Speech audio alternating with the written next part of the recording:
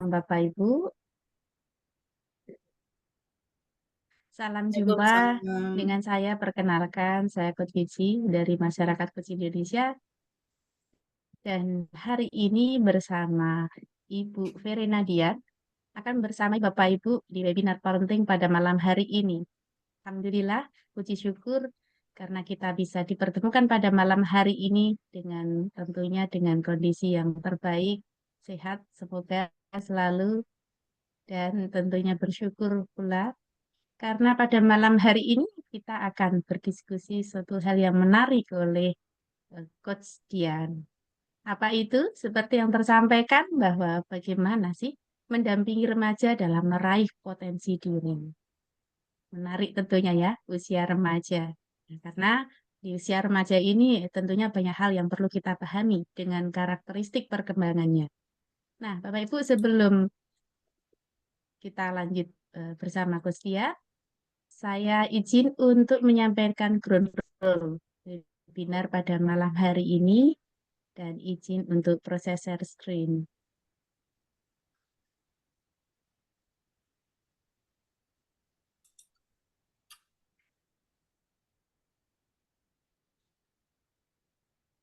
Oke, baik. Ya, webinar pada hari ini, pada malam hari ini akan dimulai pukul 18.30 sampai nanti pukul 20. Ya, tepat kita mulai ya, Bapak Ibu. Tadi jam 18.30 kita buka. Kemudian yang kedua, Bapak Ibu bisa mempersiapkan diri dengan cara yang terbaik ya, agar sepenuhnya nih dapat mengikuti webinar ini dan tentunya mendapatkan manfaat seutuhnya. Yang ketiga, nanti ketika narasumber, Coach Dian gitu ya, sedang menyampaikan materi, nah sementara timbul pertanyaan nih dalam benak Bapak Ibu, maka bisa silahkan diketik, ditulis di kolom chat, nah, biar nggak terlupakan begitu ya Bapak Ibu. Dan yang keempat, ya, jika dibuka diskusi nih pada saat presentasi berlangsung ya, karena Coach Dian ingin mentautkan mungkin dari pertanyaan yang disampaikan di chat itu, maka Bapak Ibu bisa terhubung langsung setelah Coach Dian membukanya.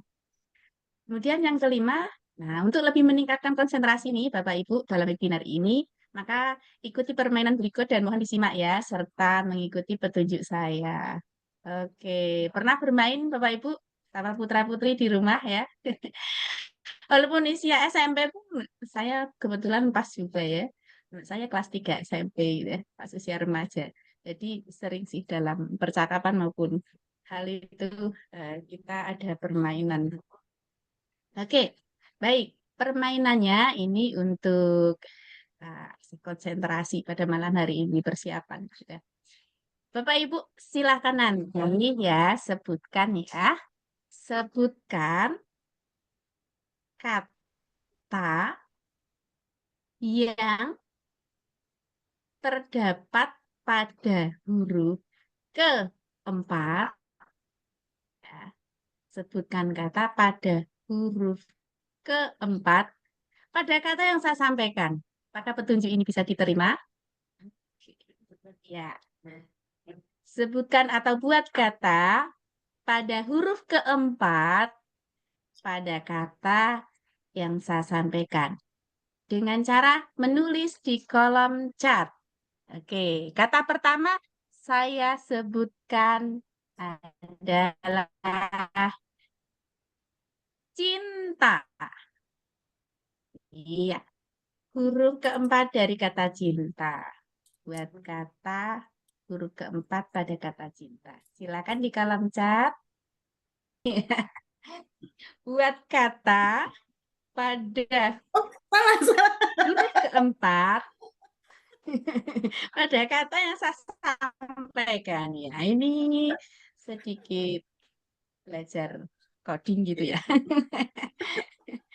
Oke, Saya yang kurang baik. konsentrasi Nah, malam ini. hurufnya, oke, huruf keempat ya dari kata cinta. Hurufnya apa ya? Nah, T, gitu ya, CINTA gitu ya. Ada ya lagunya ya CINTA gitu ya, kata-kata remaja itu ya. Oke, dan membuat kata tersebut berdasarkan huruf urutan yang keempat T, yaitu tahu. Wah, ini pas nih hidangan malam hari ini. Tata, takut, topi. Oke, baik, terima kasih. Nah, lagi ya, kalau baru satu kali itu baru trial ya. Yang kedua nih, tadi huruf ketiga. Maaf, huruf keempat tadi ya. Berikutnya, ya, sebutkan atau buat kata dari huruf ke-5 dari kata cendol. Oke, silakan diketik huruf ke-5 dari kata cendol.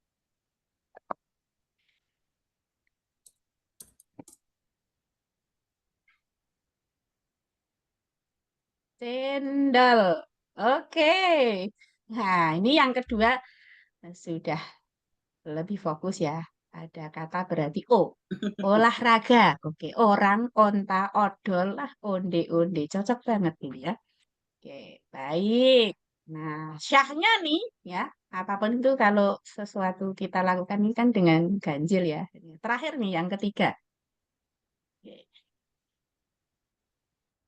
Berikutnya nih, buat kata dari huruf pertama kata denok.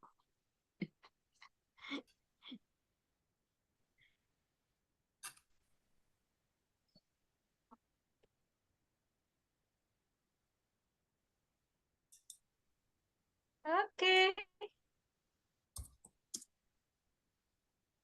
fokus.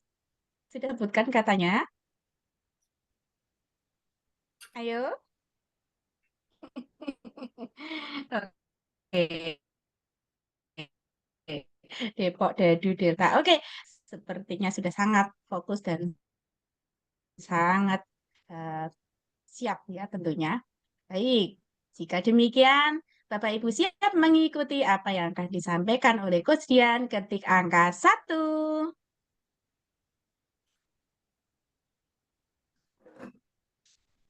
Iya, baik. Iya, satu dari Ibu Dita Hapsari dari Bogor, satu siap. Ibu Sukmawati Ati, satu siap. Ibu Ropia, Ibu Aryo, siap. Oke, saya pun siap. Ya. Ya. Baik, Bapak Ibu. Ya, tentunya kita semakin pengen tahu nih sudah panas ya di depan kita sudah berdangan. Teman ini akan dibersamai oleh Coach Dian ya. Bagaimana ketika kita sebagai orang tua ya, mendampingi anak-anak usia remaja di dalam mencapai potensi diri yang terbaik. Oke, baik Bapak Ibu. Mari kita sambut Coach Dian dengan tepuk difabel. Yeay. Silahkan Coach Dian. Oke, terima kasih Coach Wiji. Selamat sore Bapak Ibu semua. Wah, terima kasih sudah hadir di sini. Oke. Sebagai keprihatinan kita sebenarnya ya menghadapi anak-anak zaman Z sekarang gitu. Tadi di awal cerita itu ada Ibu dosen Budita gitu ya yang mengalami kok anak sekarang tidak tahan banting ya. Kalau kita dulu itu belajar sampai malam-malam itu tangguh. Anak kita juga tangguh sampai malam tapi tidak belajar. Pegangnya HP. Belajar dengan HP. Itu tangguh itu sampai jam 1 jam 2 oke gitu anak-anak sekarang. Nah, dari itu maka saya mau mencoba memunculkan bagaimana kita mendampingi anak-anak kita. Sebenarnya anak kita semua berpotensi. Bagaimana kita menggali potensi anak kita. Nah, itu yang penting dari peran orang tua atau orang dewasa. Baik itu soal guru atau seorang orang tua, dosen, siapapun mendampingi kaum muda untuk menggali potensinya. Oke, Bapak Ibu. Ini adalah bukan ilmu pasti. Ini bukan ilmu pasti, tidak ada yang benar dan tidak ada yang salah. Semua tergantung dari pengalaman kita masing-masing. kita banyak sharing nanti di sini gitu, kita banyak sharing, kita akan banyak bercerita, kita akan banyak saling memberi, belajar dan mempelajari. Wah, itu kata-kata yang baik ya, belajar dan mempelajari dari berbagai pengalaman kita. Jadi bukan saya itu ahlinya, saya itu biasa saja yang kebetulan saya mempunyai atau mengetahui suatu hal yang baru di sini yang di Indonesia masih belum populer sekali, yaitu tentang coaching gitu. Jadi saya bukan ahlinya, kita sama-sama belajar karena ini adalah ilmu kehidupan yang setiap orang mempunyai pengalaman sendiri-sendiri yang bisa kita buat untuk pembelajaran. Begitu nggih Bapak Ibu ya. Jadi kita sharing aja nih. Dan saya akan sangat bahagia kalau Bapak Ibu bisa membuka kamera yang bisa, karena saya bisa melihat cantik dan gantengnya Bapak Ibu. Kelihatannya di sini nggak ada bapaknya ya Ibu semua. Oh Pak Yoyo, Pak Yoyo sama Coach Yoyo sama Coach Q. Yang lainnya kelihatannya ibu-ibu. Oke, oke, Bapak Ibu, satu atau dua saya minta untuk bercerita tentang pengalamannya. Apa sih yang paling susah menghadapi putra putri atau remaja sekarang ini? Mungkin satu atau dua Bapak Ibu guru yang bisa, Bapak Ibu guru biasa di sekolah, Bapak Ibu yang bisa menyampaikan pengalamannya. Monggo, langsung aja raise hand atau Baik, langsung silakan buka Bapak kamera, Ibu. buka mikrofonnya. Semakin Ya, banyak cerita, semakin banyak mumpung nih ya. pelajaran yang kita ambil. Wait, Hmm, oke. ada? Baik, silakan Bapak Ibu. Ya, bisa cerita pengalaman. Menurut Coach nih pengalaman yang paling Iya, sulit gitu ya. Atau paling mungkin waktu ya, itu apa sih apa yang dirasakan gitu anak sekarang tadi, berat uh, pertamanya. Bu Dita, anak sekarang itu kok nggak tahan banting ya, ya seperti itu. Mungkin dari Bapak Ibu ada lagi pengalaman yang lain dalam mendampingi putra putrinya, satu atau dua saja, tidak usah lama-lama, 1 menit aja. Monggo Bu Atik, mungkin tidak usah buka kamera, tidak apa-apa Bu Atik. Baik, terima kasih Julian atas kesempatannya dan maaf kalau suara saya agak sayup-sayup ya, karena belum Oh pulih jelas kok, suara saya. Ya, nggih. jelas sekali ya. Baik, Jadi, ini ya mungkin akan mungkin saya alami juga saya mungkin juga sebagian besar orang tua ya. Betapa sulitnya kita itu memberi atau memberitahu atau memberi saran ke anak-anak tentang hal yang menurut kita baik. Contohnya semisal tanggung jawab di rumah. Itu kan kalau dari orang tua kita dulu kan, kamu harus gini, kamu punya tanggung jawab di rumah. Jadi kalau besok kalau kamu sendiri, kamu bisa mandiri segala macam gitu kan. Tapi kalau anak-anak kan, ya nanti, ya nanti, ya ya nanti. Tapi setelah tinggal pergi kantor, pulang kerja, belum dikerjakan juga. ya, Jadi seperti itu kan. ya. Itu kan sebagian kecil gitu, kasus kecil aja ya. Kasus yang mungkin yang contohnya lagi mungkin kalau mengenai cara pikir ya Bu ya. Kita cara pikir kan contohnya kalau misalnya kuliah, maka kamu kalau habis kuliah itu kamu pulang, kamu kerjakan tugasmu, itu kamu kerjakan gini-gini. Oh iya, nanti Bu, nanti. Ini kan jadi cara pandang gimana? Cara pandang anak ke kita itu beda gitu loh kok. Ibu kayaknya tuh sok tahu, ngasih tahu aja, suruh apa suka ngasih tahu, sok tahu. Sementara aku kan juga tahu, saya kan juga punya pendapat sendiri gitu. Tentang apa tentang pengaturan waktu atau mungkin tentang apa proses kedewasaan. Kamu besok kalau sudah besar, kamu sudah mandiri, kamu harusnya begini. Aku punya rencana lain kok begini. Jadi apa ya, takutnya tuh kita sebagai orang tua ketakutan sendiri kan di area yang serba AI. Kita takutnya mereka tuh tidak bisa bertahan gitu loh Bu ya. Kamu tuh pelajari ini loh, pelajari ini selain kamu di kuliah, kamu juga harus belajar ini. Kamu juga belajar otodidak yang lain gitu. Iya, aku udah tahu.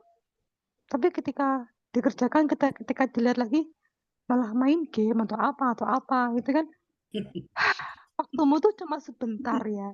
Waktumu tuh nggak banyak gitu. Sementara tahun 2030 itu Ya. sudah deket, tinggal 5 tahun lagi, kan seperti itu kan. Kita kan banyak terima informasi mengenai AI segala macam itu ya. Mm. Ya banyaklah seperti itu aja. Itu Oke, contohnya seperti itu aja oke. ya. Maaf, ini saya belum, Ya, ini spontan aja saya ngomong ya. Nah, ya bagus itu Bu. Wah, ya. keren sekali. Ya memang anak ya. Katanya ya dikerjakan tapi tidak dikerjakan. Begitu ya Bu ya. Sampai rumah nggak dikerjakan. PR juga gitu. Batas waktu ini ya, ya Bu, tahu-tahu tapi sampai akhirnya ada saja yang lupa, ada saja belum mengerjakan gitu. Oke, ini kesulitan dari Bu Ati. Mungkin satu lagi yang mau sharing sama kita apa sih sebenarnya? Oh, ini ada dua nih, wes Ada dua ya. keren. Mari Bu Erika. Ya, selamat malam Ibu Dian Iya, dan Siti. Kalau saya menghadapi anak saya yang selamat remaja, malam. suara saya kedengar ya? Hmm, Cukup jelas. Ya, saya lanjutkan. Cukup jelas, Kalau jelas, saya jelas Ibu. merasa saya dengan anak remaja saya keterbukaannya kurang, kebersamaannya tuh kayaknya kurang. Jadi sering saya misalnya kan saya udah santai gitu. Anak saya juga udah santai, terus saya panggil, Dek, ayo sini yuk ke kamar mami gitu kan. Iya nanti aja. Udah sini nggak apa-apa kok. Sambil main handphone juga nggak apa-apa gitu. Saya udah sampaikan seperti itu. Yuk kita sama-sama di sini. Tapi biasanya dia datang sebentar, udah gitu kayaknya kembali lagi ke kamarnya gitu. Jadi menurut saya kayaknya mungkin karena ini ya, dia anak remaja udah punya dunianya sendiri. Jadi kalau saya sih kayaknya gimana nih untuk bisa mendobrak itu keterbukaannya, kebersamaannya, sama kalau satu lagi, kalau disuruh kesannya tuh disuruhnya tuh banyak, padahal cuma satu kali gitu ya. Tapi kesannya tuh kayak jadi apa ya? Jadi aduh kok kayak nyuruh-nyuruh gitu. Padahal kayaknya baru satu kali gitu. Itu aja sih yang menurut saya sekarang saya menghadapi anak remaja saya. Itu sharing saya. Terima kasih Ibu. Oke, terima kasih Bu. Satu lagi, wah ini Coach Soyo dari Yogyakarta. Monggo Coach. Baik, terima kasih. Ini saya situasinya apa? Saya punya anak masih SMP ya, kelas 1. Lalu sebagai seorang trainer, trainer yang ketemu dengan banyak orang, lalu bagi saya banyak hal yang hampir sama gejalanya. Misalnya dalam pertemuan, itu mereka, anak saya juga menunda itu sesuatu yang biasa. Itu Gen Z sekarang kayaknya hampir semua begitu. Lalu kalau disuruh mengumpulkan apapun ya, waktu itu mesti mundur. Datang pertemuan ya mundur. Jadi susah kalau suruh on time. Lalu yang saya bingung mereka itu butuh validasi dari media sosial gitu. Padahal ada orang tua yang bagi saya bisa jadi bahan dan teman diskusi ya. Tapi validasinya kenapa dari luar? Dan itu hampir menyeluruh. Lalu overthinking. Apapun itu belum dilakukan sudah dipikir dulu lalu takut gitu. Takut ya. Dan yang paling menurut saya mengkhawatirkan adalah tidak mau berproses. Sedikit-sedikit sepertinya apa ya, pingin cepat selesai gitu. Dan ketika melakukan sesuatu itu banyak salahnya. Ini kalau yang kurang ya. Tidak konsisten gitu. Tapi kalau ngomong yang baik, mereka itu orang yang sangat cepat belajar sebetulnya. Mereka mediasinya, penggunaan medianya luar biasa. Harus diakui bahwa mereka itu sekarang sangat dekat dengan media. Dan mungkin butuh disediakan ruang-ruang yang bagus ya untuk mereka merasa didengarkan gitu. Lalu potensi mereka itu komunikasinya itu kan sekarang sudah mulai bergeser ya. Ngomong dengan orang itu tidak begitu menarik. Tapi kalau ngomong di media sosial dengan alat tertentu, aplikasi itu mereka bisa sangat banyak yang diomongkan. Tapi kalau ngomong tentang personal ketemu orang itu mereka lebih banyak diam. Nah ini saya pikir penggunaan media yang tepat akan mengeksplor mereka. Lalu bagi saya yang paling menantang adalah kalau ngomong tentang keprihatinan itu pasti butuh pendampingan. Nah ini makanya saya pikir sebagai orang tua kalau ngomong mensikapi generasi yang macam itu ya, Z macam itu, kayaknya butuh peluang-peluang yang kita harus kreatif gitu, menciptakan ruang-ruang yang mereka senang, mereka bisa tidak takut gitu-gitu. Itu yang menjadi tantangan ya bagi saya. Dan menyenangkan ketika itu terjadi, mereka menjadi sangat berpotensi. Ini yang harus dilihat bahwa ternyata kalau ngomong kurang terus ya mereka banyak kurangnya. Tapi ternyata butuh melihat sesuatu dengan kacamata yang baik supaya mereka juga banyak baiknya gitu. Sehingga ya kecemasan orang tua ya. Karena objeknya nggak jelas tuh. Tantangannya besar, luas, tinggi, besar ya, dalam. Lalu kalau itu berhasil ditemukan, saya pikir mereka sangat powerful gitu. Dari saya gitu sih sejauh melihat ini. Terima kasih.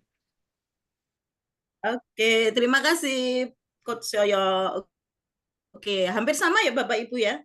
Remaja sekarang itu kurang tangguh, tidak cekatan gitu ya. Kalau zaman dulu itu kan ada kerjaan langsung kerjakan gitu. Sekarang ditunda-tunda.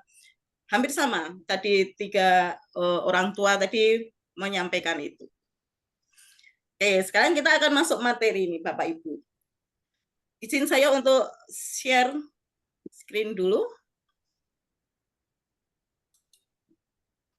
Sebentar, banyak sekali materinya. Yang mana itu? Oke. Sebentar ya Bapak Ibu, saya coba dulu buka.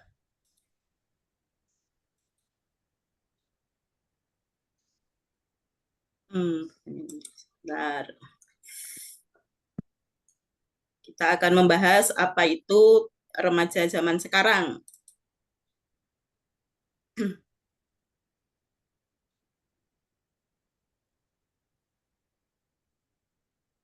Oke.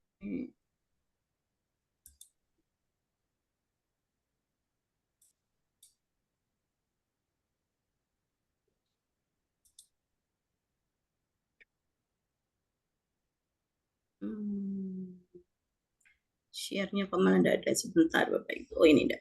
Sudah keluar.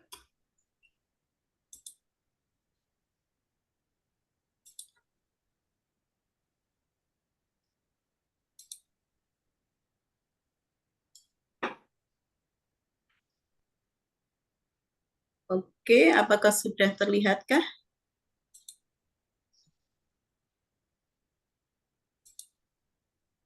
Sudah, Bu. Ampun, nggih. Oke. Oke, saya.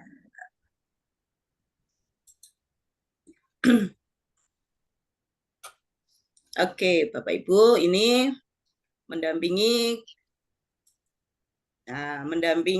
remaja meraih potensi diri. Yang pertama kita akan coba dulu ciri remaja. Tadi yang sudah disebutkan Bapak Ibu itu sudah ada di sini semua. Yang pertama itu remaja mencari identitas diri. Itu jelas ya Bapak Ibu, remaja itu saya ini siapa sih? Wah, mencari identitas diri. Lalu perkembangan kognitifnya sudah mulai abstrak gitu ya. Kalau anak-anak itu kan harus konkret, kalau anak SD gitu ya, TK SD itu harus konkret. Tetapi kalau anak remaja itu sudah mulai abstrak untuk perkembangan kognitifnya. Lalu emosionalnya juga labil perasaannya, lalu perubahan hormon itu kan mulai remaja itu sudah ada perubahan hormon, moodnya kadang seneng, kadang jelek, itu cepat sekali berubah, sedih, marah, cemas, itu juga cepat sekali berubah. Itu memang ciri dari remaja. Lalu meningkatnya pengaruh teman sebaya. Waduh.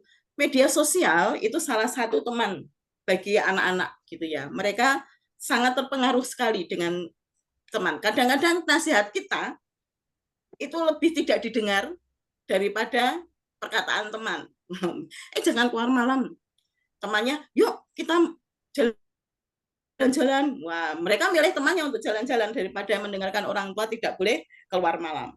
Nah, ini meningkatnya pengaruh teman sebaya. Lalu perkembangan kemandirian. Remaja mulai menunjukkan keinginan yang kuat untuk mandiri. Wah, tadi yang seperti Ibu siapa tadi ya? Bu Atik ya.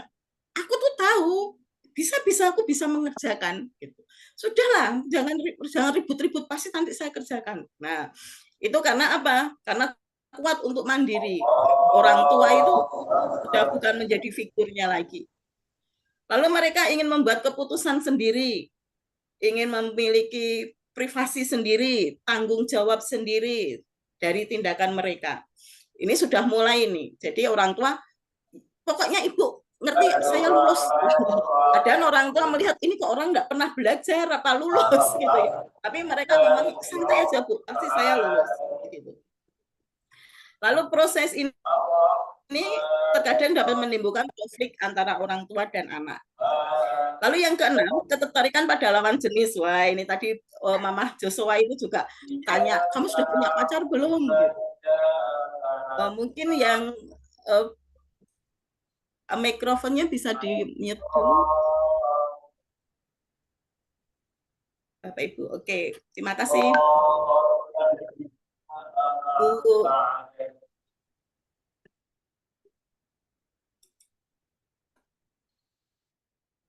Coach Wici bisa mematikan mikrofonnya dulu. Oke. Tanya nih sudah punya pacar belum gitu. Biasanya seperti itu. Kalau saya dengan anak-anak didik saya juga gitu. Saya tidak melarang mereka pacaran. Saya tidak melarang mereka pacaran karena memang masa mereka lagi tertarik dengan lawan jenis. Yang kita coba batasi adalah bagaimana cara mereka begitu. Kita awasi, kita ajak bicara. Nah, nanti kita bagaimana mengajak bicaranya nanti kita akan bahas. Lalu perkembangan moral.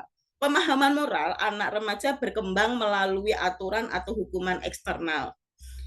Mereka mulai mengembangkan prinsip-prinsip moral yang internal dan mempertimbangkan nilai-nilai abstrak seperti keadilan, kejujuran, hak asasi manusia, dan lain-lain.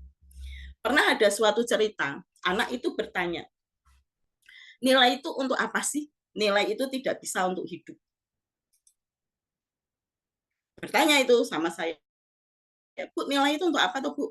Dapat nilai 9, 10 juga belum tentu bisa hidup baik.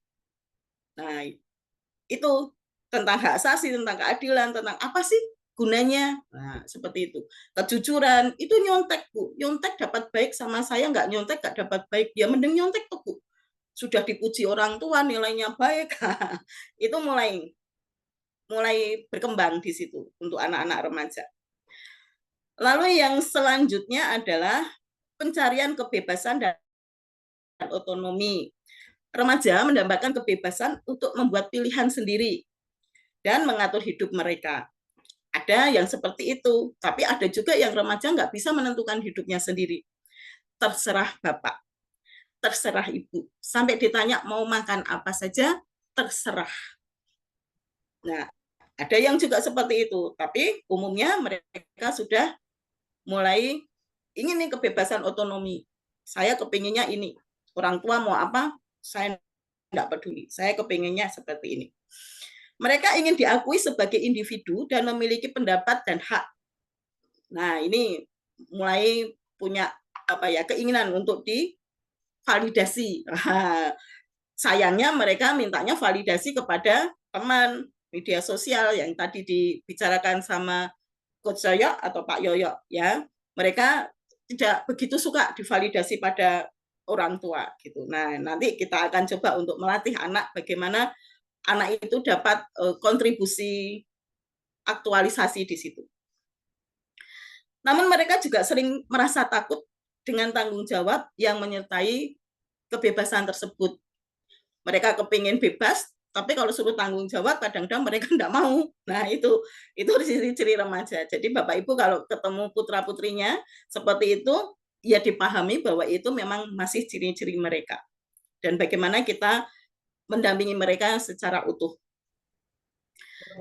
Lalu yang ke-9, idealisme dan kritis. Remaja seringkali memiliki pandangan yang idealis tentang dunia dan memiliki semangat untuk perubahan.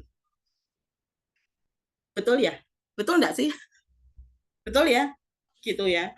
Ada pernah mengatakan, Bu, mau ada kalkulator, ngapain harus ngitung? Kalkulator itu diciptakan untuk membantu kita menghitung. Gitu. Mengapa kok kita harus nggak boleh menggunakan kalkulator? Dia ingin perubahan, gitu, karena dunia berubah dengan cepat. Mereka juga dapat lebih kritis terhadap ketidakadilan dan kemunafikan di sekitar mereka. Ya, membedakan antara anak satu dengan anak satunya, itu mereka sudah mulai nih kritis nih. Wah, saya merasa tidak adil terhadap saya. Kakak itu boleh sekolah di sini, saya enggak boleh. Nah, itu sudah mulai mereka pertimbangkan. Lalu yang terakhir, kesadaran diri yang berkembang. Remaja menjadi lebih sadar akan diri mereka sendiri, termasuk kekuatan dan kelemahannya. Nah, ini sebagai titik pokok nanti yang kita bahas. Kita harus bisa nih menggali anak-anak kita. Anak-anak kita harus tahu apa sih kelebihannya dan apa sih kekurangannya. Dengan percakapan-percakapan yang intensif nanti. Mereka mulai membandingkan diri dengan orang lain dan mengembangkan konsep dirinya. Ini ciri-ciri dari remaja sekarang. Oke, saya tutup dulu. Mungkin ada pendapat yang lain dari ciri-ciri remaja yang sudah saya sampaikan tadi? Cukup. Wah, ternyata saya guru yang baik ini. Tidak ada pertanyaan. Cukup. Ada yang mau disangkal atau ada yang mau ditambahkan?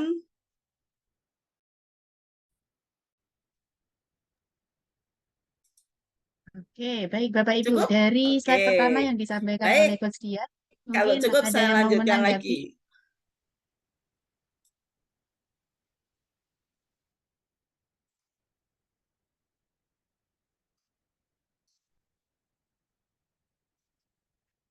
Cukup ya? Oke, nanti kita akan diskusi yang berikutnya. Oke, Bapak Ibu, sekarang kita coba untuk slide berikutnya. Bapak Ibu, kita akan membahas tentang keterpenuhan hidup. Oke, untuk menjadi orang yang remaja itu kan kepingin mandiri, bertanggung jawab, dibutuhkan rasa bahagia. Kalau orang sudah bahagia itu dia pasti mandiri dan bertanggung jawab. Rasa bahagia itu dipenuhi jika ada kepenuhan hidup. Nah, dalam masyarakat Coach Indonesia, kepenuhan hidup itu ada dua. Dari internal yang kita sebut dengan aktualisasi diri. Apa itu aktualisasi diri? Yaitu belajar, bagaimana dia belajar, bagaimana dia bertahan, dan bagaimana dia berprestasi.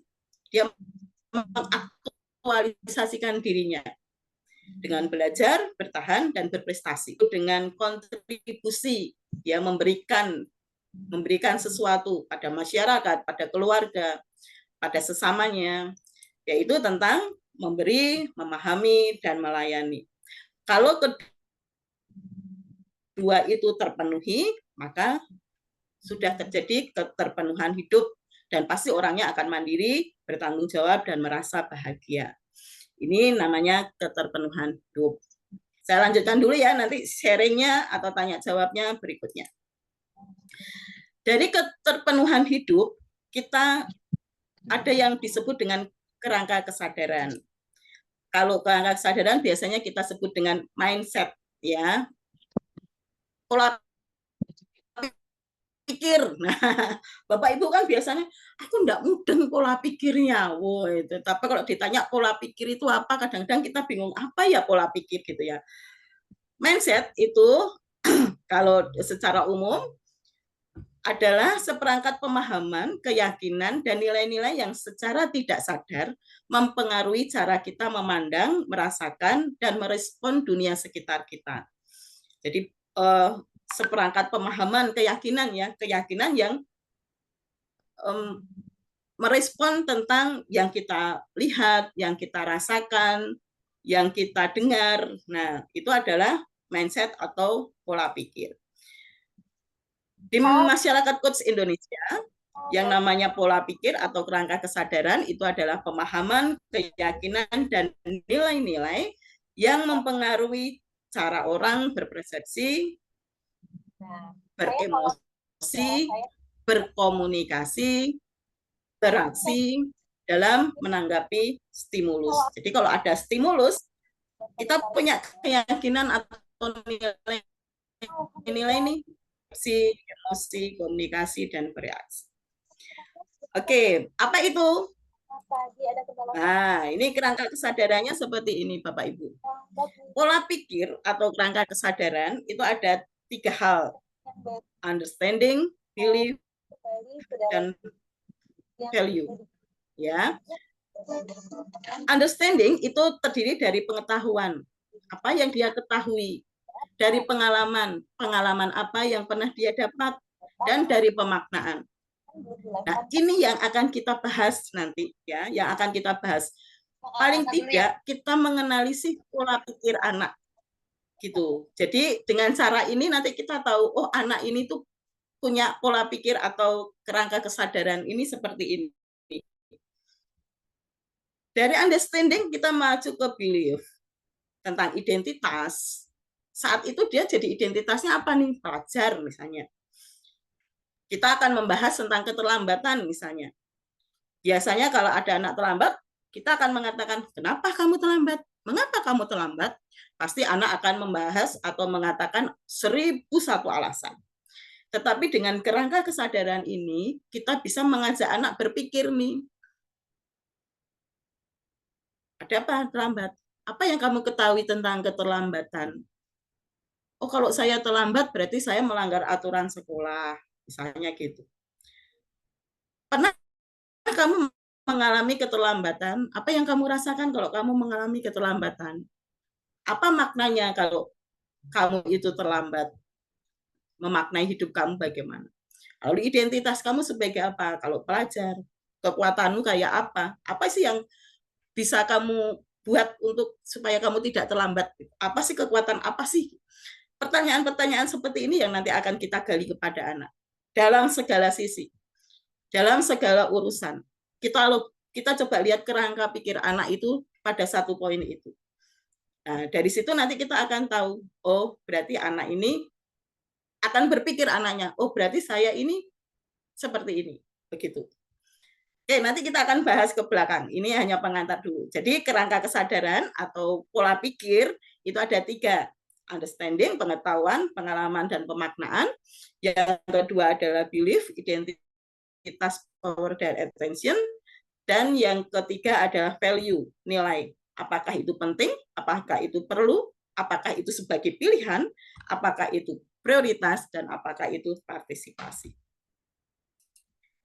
Oke, nah Bapak Ibu, semua yang saya jelaskan di depan tadi itu bisa kita lakukan dengan coaching. Masalahnya di Indonesia itu coaching belum membudaya. Apa itu coaching? Coaching itu adalah percakapan intensif memfasilitasi klien. Kalau saya coach profesional, ya klien atau coachee. Tapi kalau Bapak Ibu sebagai orang tua, kliennya adalah anak, putra-putri Bapak Ibu. Kalau saya sebagai guru, klien saya adalah siswa. Untuk menuju tujuan dan memperjelasnya. Jadi, coaching itu mengajak si klien melihat tujuannya dan memperjelas tujuannya. Dengan menentukan langkah-langkah yang tepat dan sumber daya untuk mencapai tujuannya. Jadi tujuan dari coaching itu ada 3. 1, supaya klien itu mempunyai tujuan dan memperjelas tujuan. Yang kedua, si klien itu mempunyai langkah-langkah untuk mencapai tujuan. Dan yang ketiga, si klien tahu nih sumber daya apa yang dibutuhkan untuk menuju tujuan tersebut. Ini adalah percakapan coaching. Nah, sekarang sebagai pendapatnya apa itu kegunaan coaching? Nah, yang pertama, coaching itu mengembangkan kemandirian dan tanggung jawab. Oke, coaching itu mengembangkan kemandirian dan seorang remaja kepingin dia menjadi seorang yang mandiri. Nah, dengan coaching ini bisa mengembangkan kemandirian dan tanggung jawab anak. Mendorong pemikiran kritis. Coaching mengajukan pertanyaan-pertanyaan terbuka. Coaching tidak pernah mengajukan pertanyaan tertutup. Ya atau tidak, jawabnya hanya ya dan tidak. Tapi coaching selalu mengajukan pertanyaan yang terbuka. Supaya apa? Merangsang anak untuk berpikir secara mendalam tentang situasi, pilihan, dan konsekuensi. Nah, ini yang penting. Jadi kita sebagai orang tua harus punya keterampilan bertanya supaya anak itu berpikir nih, oh ternyata situasinya seperti ini nih. Konsekuensinya apa? Anak yang berpikir, bukan pendapat orang tua. Nah, lalu memberikan ruang untuk belajar dari kesalahan. Ini orang tua yang menggunakan pendekatan coaching melihat kesalahan sebagai kesempatan belajar, bukan sebagai kegagalan. Nah, ini yang penting, bahwa kesalahan anak itu bukan kesalahan, tetapi kesempatan untuk belajar, untuk memperbaiki. Nah, ini kadang-kadang kita lepas ya, kadang-kadang kita lepas sebagai orang tua, lepas gitu ya. Ini kesalahan anak ini, kamu salahnya enggak belajar. Nah, seperti itu. Kamu dapat jelek, salahnya kamu enggak belajar. Nah, dengan coaching ini, orang tua akan belajar bagaimana mereka membantu anak merefleksi apa yang terjadi dan bagaimana mereka bisa melakukan sesuatu yang berbeda di lain waktu. Ini mengembangkan kemandirian dan tanggung jawab. Lalu membangun rasa kepemilikan. Ketika anak terlibat nih, berpikir sendiri nih, itu adalah pikiran anak. Dia memiliki apa yang dia pikirkan. Pasti akan dia lakukan. Kalau memiliki itu pasti akan dilakukan. Oke, kita lanjutkan. Yang kedua, mendorong pikiran kritis, memberikan ruang belajar. Yang kedua, menisi anak. Wah, ini dengan coaching itu kita bisa fokus pada kekuatan dan potensi anak. Orang tua kita membantu anak mengenali kemampuan mereka dan mendorong mereka untuk menggunakannya. Tadi waktu kerangka kesadaran ada belief, ya kan? Powernya apa sih? Dia harus tahu power dirinya itu apa, gitu. Yang kedua, memberikan dukungan dan keyakinan. Coaching itu tidak hanya bertanya, tetapi juga mendengarkan. Jadi coaching itu ada 3 nanti. Mendengar, proses dasar coaching ya, nanti ada yang mendukung, mendengar, dan bertanya. Mendengar, mendukung, bertanya. Mendukung, mendengar. Dengan mendengarkan secara aktif dan mengajukan pertanyaan yang memberdayakan, orang tua menunjukkan kepercayaan pada kemampuan anak untuk mengatasi tantangan.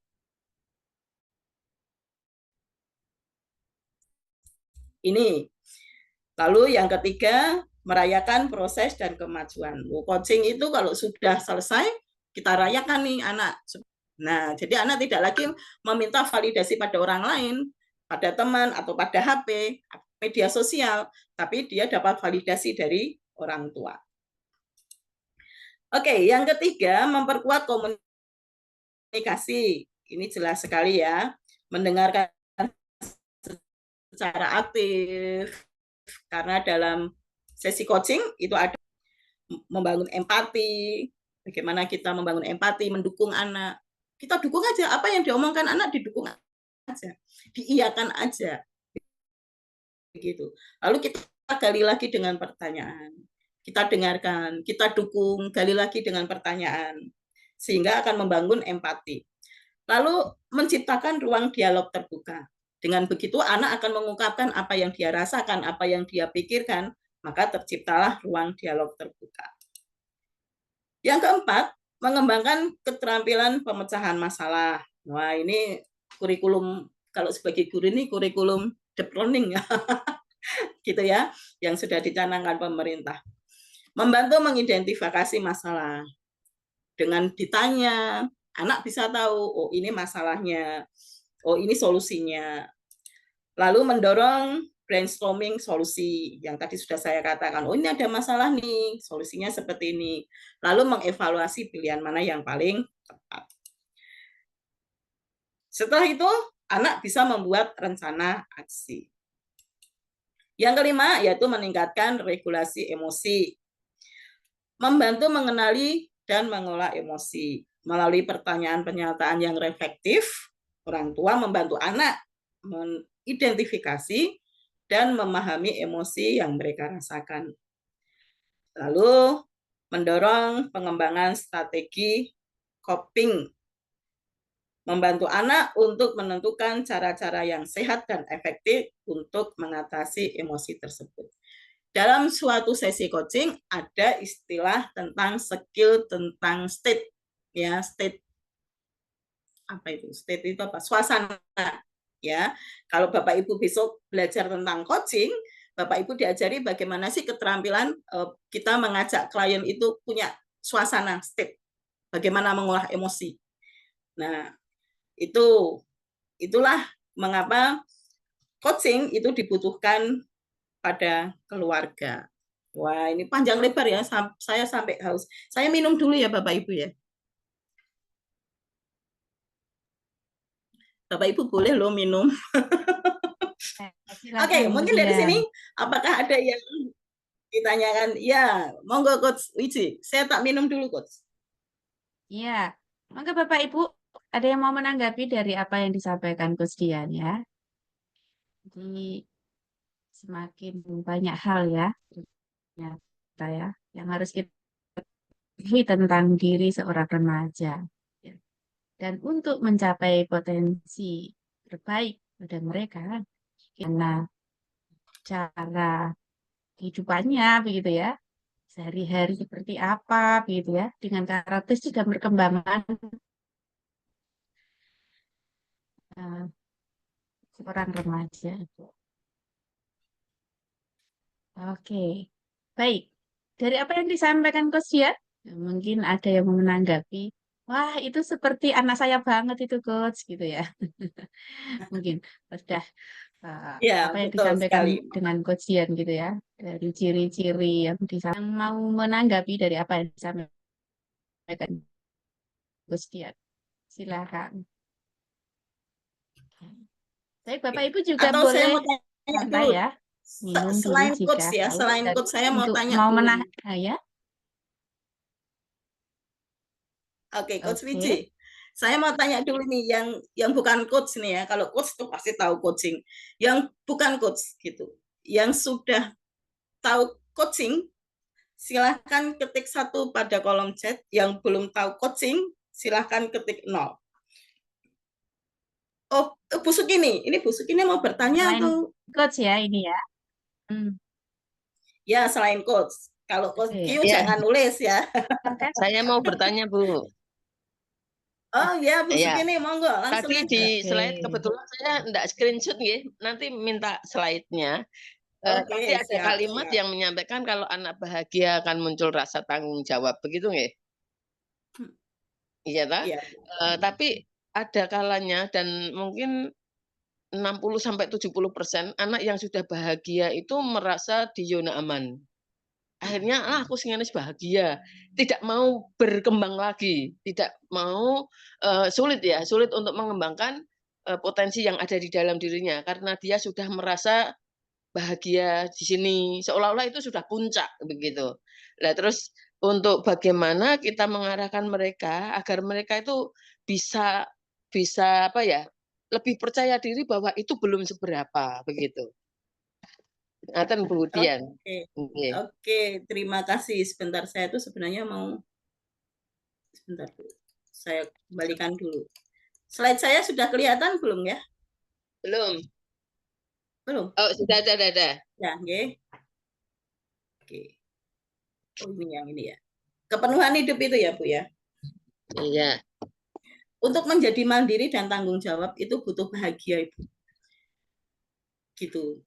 Jadi kalau Iya. mandiri, kalau anaknya mandiri dan tanggung jawab, pasti dia akan bahagia. Gitu. Nah, bahagia itu, mandiri dan tanggung jawab itu ada dua, yaitu internal dan eksternal. Kalau dia internal bisa menumbuhkan rasa belajar dia tahu kalau dia belajar, dia tahu cara bertahan, dia tahu berprestasi. Orang berprestasi itu pasti bahagia. Internal itu mandiri, gitu. Eksternal itu keluar, dia bisa memberi, dia bisa menunjukkan dirinya, memahami orang lain, melayani, dia akan bahagia. Jadi mandiri dan bertanggung jawab akan membuat bahagia. Berarti ini Belum tentu bahagia itu mandiri dimaksud dan tanggung jawab, gitu. Tapi orang ya. tanggung jawab dan mandiri pasti dia bahagia. Ya. Berarti yang Begitu. dimaksud dalam bahagia di sini, bahagia bukan kondisi ekonomi nggih, tapi bahagia pemikirannya Senang dan ketawa perasaannya. gitu. Ah ya, perasaannya nggih. Iya, Berarti betul ya. Bahagia kepenuhan hidup ya, Bu ya.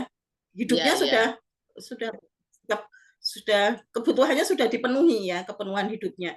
Dia sudah bisa belajar, dia sudah bisa bertahan, berprestasi.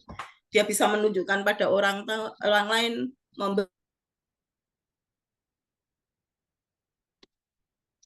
putus.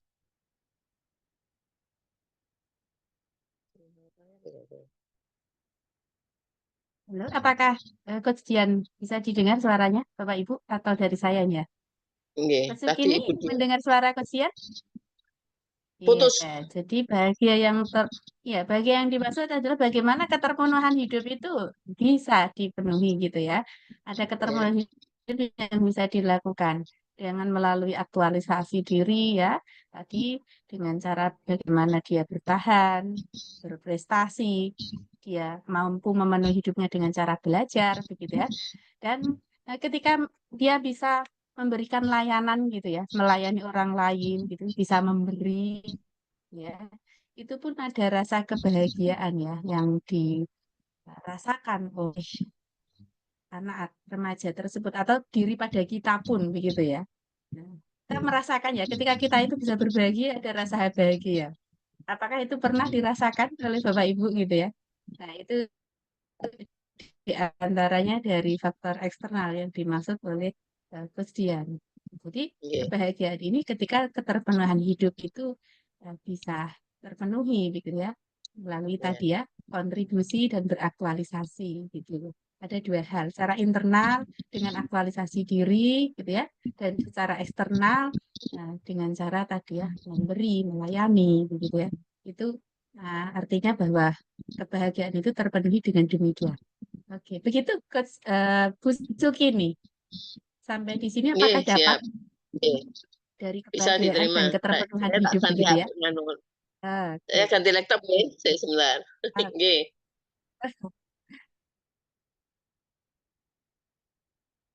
Nggih, nggih. Oke, baik. Bu Suki ini online dari kota mana, Bu? Marang, Bu. Dari mana, Bu? Marang. Oke, maaf nih kelempar ya tadi ya Ya. saya ya, Wah. Ya. Saya nih. Oke, baik.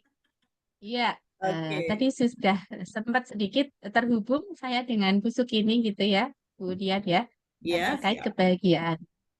Dan itu ditemukan ketika memang keterpenuhan hidup itu sudah ditemukan begitu ya. Bagaimana cara internal maupun eksternal dengan cara beraktualisasi dan berkontribusi dan dengan beberapa yang dilakukan gitu ya.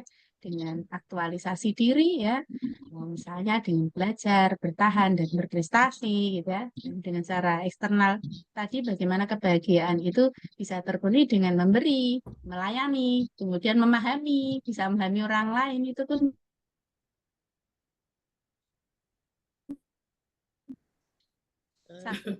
salah satu Ini gantian Coach Pici yang dari putus-putus. keterpenuhan hidup begitu ya. Oke, begitu. Kesian bisa dilanjutkan. Terima kasih. Oke, sudah Bapak Ibu ada yang lain? Oh, iya. Cukup ya, saya lanjutkan dulu supaya nanti kita punya waktu untuk tanya jawab. Oke, saya share dulu.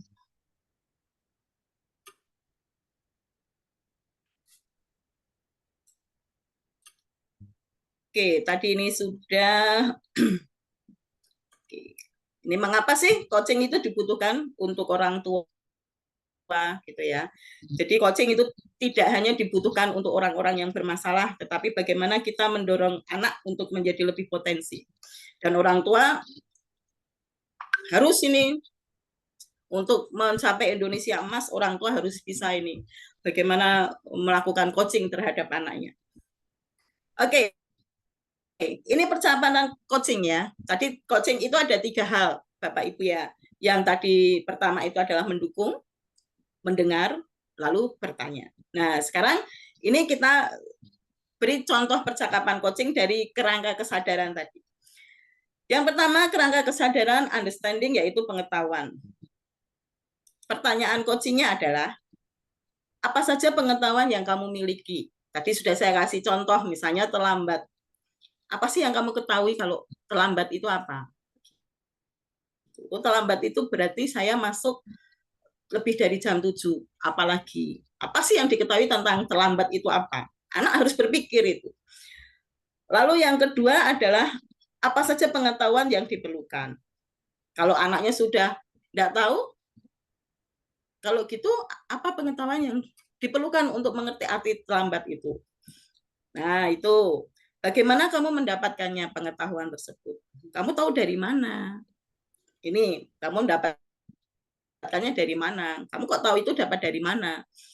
Menggali pengetahuan tentang anak pada sesuatu hal. Lalu yang keempat, kapan kamu akan mendapatkannya? Jadi kalau taunya dari mana? Oh, dari sekolah. Kapan kamu mendapatkannya?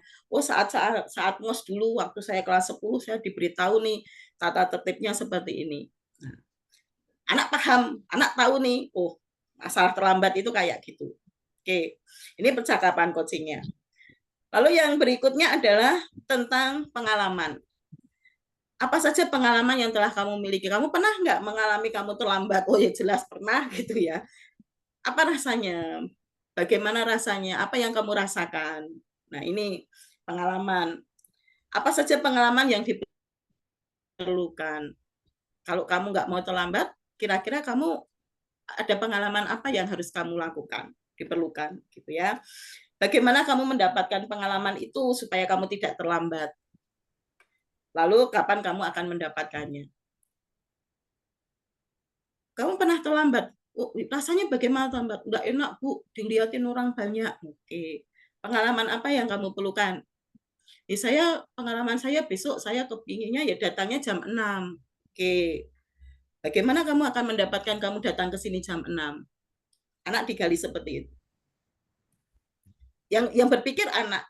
Nanti anak yang harus melakukan apa yang dia pikirkan. Pasti dilakukan karena itu adalah idenya dia. Gitu. Akan berbeda kalau itu idenya dari Bapak Ibu. Oh, kamu kalau jam 6 berarti kamu harus tidur jam sekian. Terus bangun jam sekian. Bukan muncul dari anak. Tetapi kalau anak itu berpikir, oh berarti kalau saya harus tidur jam sekian ya. Itu pasti dia lakukan. Karena itu pemikiran yang dia lakukan. Yang dia punya.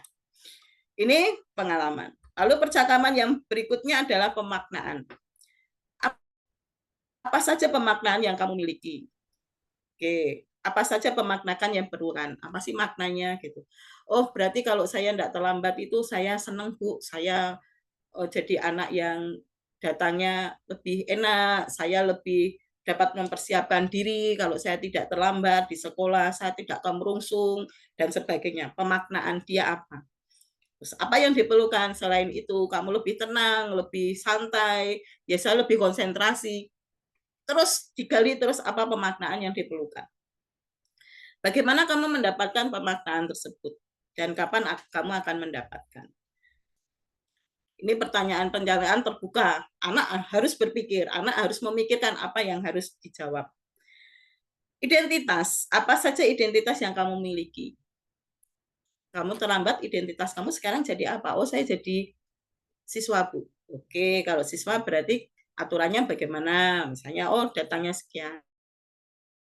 Loh, tapi saya itu kalau di rumah nggak ada yang bangunin, Bu. Berarti identitasnya dia sebagai anak. Identitas apa saja yang telah dimiliki? Apa saja identitas yang diperlukan?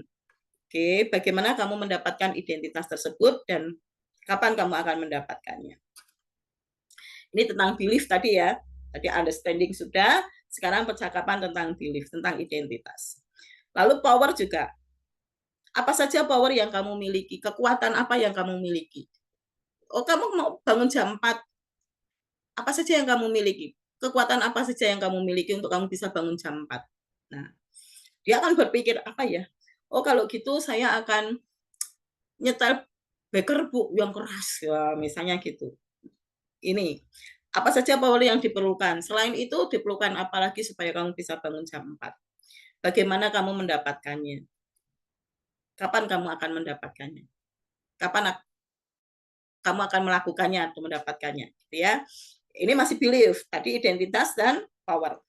Lalu intention, keinginannya apa? Apa yang kamu inginkan? Apa saja yang diperlukan? Bagaimana kamu mendapatkannya? Selalu pertanyaan seperti itu, bagaimana mendapatkannya? Kapan kamu mendapatkannya? Supaya anak punya apa ya? Punya batasan. Oh, besok saya harus mendapatkannya. Punya batasan, punya apa namanya?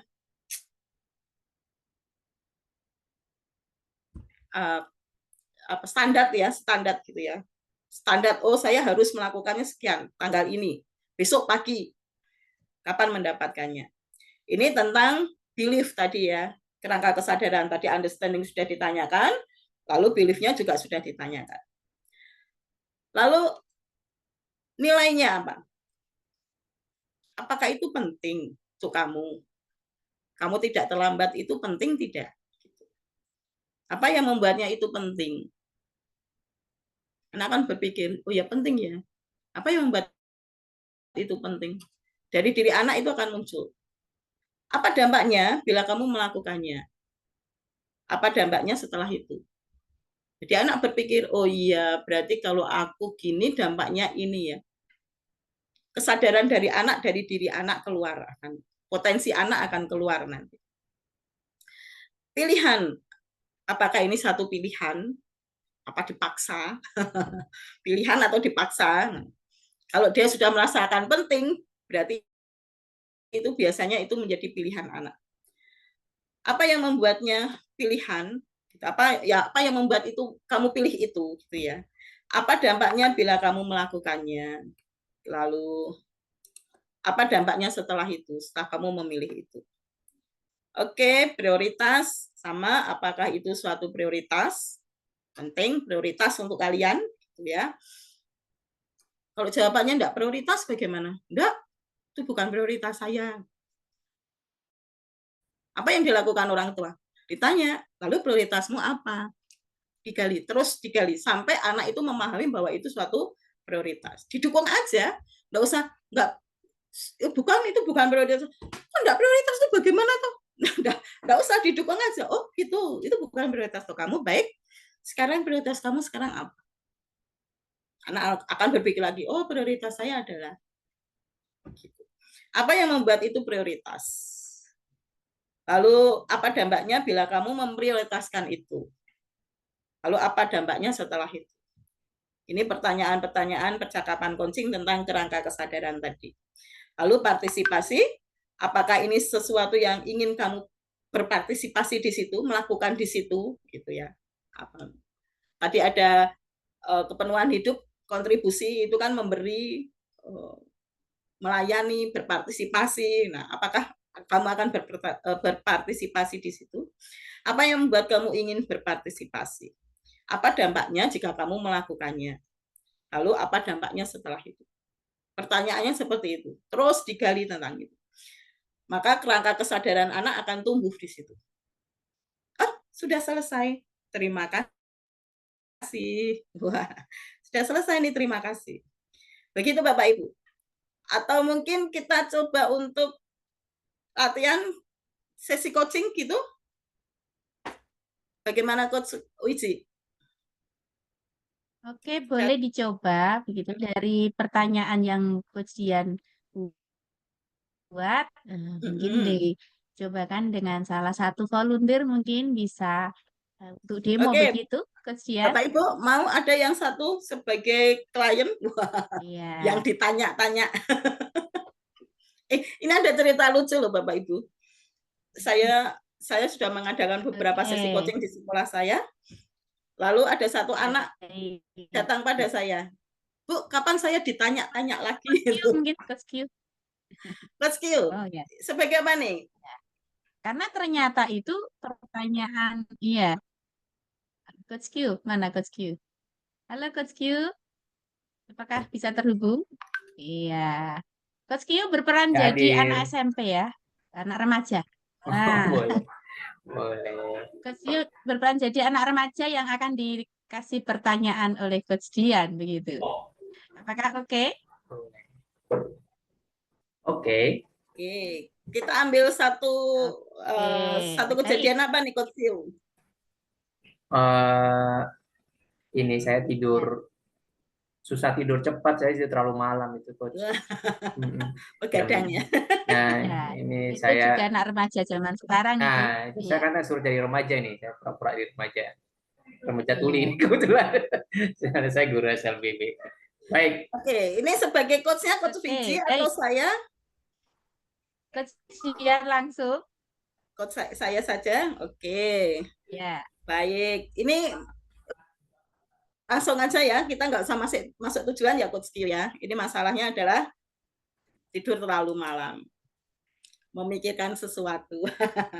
Oke. Saya panggil Q aja. Halo, selamat siang Q. Selamat siang, Coach. Oke. Ya. Wah, ini jam berapa nih Q? Siang ini atau malam Iya. ini, Coach? Kalau siang Pagi jam ini, 2. Pagi ini jam berapa? Oh, pagi ini jam 7 lah, Coach. Apa yang terjadi sama kamu kok kamu datang jam 7? Iya, Coach. Ya sebenarnya saya masih ngantuk, Coach. Saya tuh mungkin karena semalam tidurnya ya disuruh jam 10 tapi baru jam setengah 12 saya baru coba tidur. Oh gitu. Jam 12 ya? Setengah 12 baru tidur? Setengah 12, Coach. Sudah lihat jam ya? Setengah 12 tuh kamu lihat jam? Lihat berarti jam. belum tidur ya? Iya, lagi jam di handphone gitu, Coach. Oh gitu. Berarti belum tidur ya? Setengah 12 itu ya? Itu pas handphonenya lowbat, Coach. Makanya saya langsung udahlah saya ngecas sambil coba-coba tidur. Itu juga dipaksa tidur, kalau ngantuk sih belum ngantuk sebenarnya, Coach. Oke. Oke, apa yang kamu ketahui tentang tidur larut? Ya biasanya tidur larut itu paginya saya bangunnya nggak fresh gitu, apalagi bangunnya diojok-ojok sama orang tua, mama gitu, bangun gitu, kayak kaget gitu, Coach. Saya maunya sih bangunnya otomatis gitu, Coach, jam 5:30 atau jam 5 gitu, sholat subuh, siap-siap mandi gitu, maunya sih gitu, cuma masih belum bisa nih, Coach. Oh gitu. Baik, apa yang kamu ketahui lagi? Ya, saya rasa sih kalau jika kamu bangun, saya rasa kalau tidurnya lebih cepat, mungkin jam 10, saya rasa sih jam 4:30 bisa bangun ya, karena pernah saya coba juga begitu, cuman lebih sering bangun tidur malam gitu. Oke. Iya. Baik. Lalu apa yang kamu ketahui tentang tidur malam dengan kesehatan kamu? Saya sih masih oke-oke aja sih badan sih, Coach. Cuman ya berangkat sekolahnya jadi nggak fresh aja gitu. Jadi mungkin kalau saya senyum lebih ganteng, cuman saya datang tuh kayak cemberut gitu. Jadi rasanya bagaimana kalau tidak fresh badannya? Saya rasa sih badannya biasa aja, cuman mungkin komentar guru sama teman-teman, kamu kenapa sih kok cemberut aja gitu, mukanya nggak enak dilihat gitu. Jadi saya kan malu ya, karena muka saya nggak enak dilihat, padahal saya kan seganteng ini gitu, maksudnya secakep ini gitu, Coach.